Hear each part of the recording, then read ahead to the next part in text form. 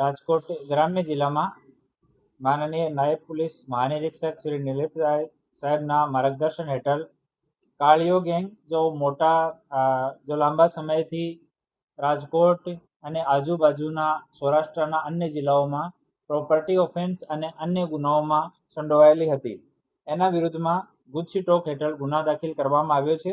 અને આ પૂરી ટોળકી વિરુદ્ધમાં ટોટલ 47 જેટલા ગુના દર્જ છે અને ટોટલ 9 આરોપીઓ આમાંથી છે. આમાં 6 આરોપીઓની ધરપકડ કરવામાં આવી છે. એક આરોપી જ્યુડિશિયલ કસ્ટડીમાં છે અને 2 આરોપીઓને શોધવાના પ્રયાસ અમારી ટીમ દ્વારા ચાલુ છે. આમાં જો મેન ટોળકીનો મુખ્ય જો લીડર છે રણજીત ઉર્ફે રાહુલ ઉર્ફે કરો ઉર્ફે કાળીઓ, એના વિરુદ્ધમાં ટોટલ 29 ગુના રજીસ્ટર્ડ છે. બીજો વિક્રમ, એના વિરુદ્ધમાં 30 ગુના છે. ત્રીજો દેવચંદ, એના વિરુદ્ધમાં 9 ગુના છે.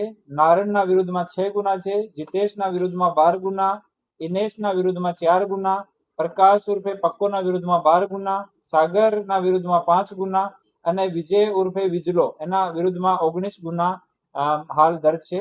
અને આ જે ટોળકી છે એ રાત્રિની રાજકોટ ગ્રામ્ય શહેર, અમરેલી, બોટાદ, જુનાગઢ, ગીર સોમનાથ, જામનગર, સુરેન્દ્રનગર, ભાવનગર તમામ જિલ્લાઓમાં મળીને 28 જેટલી રાત્રિની ઘરફોડ ચોરીઓ લોકો કરી હતી.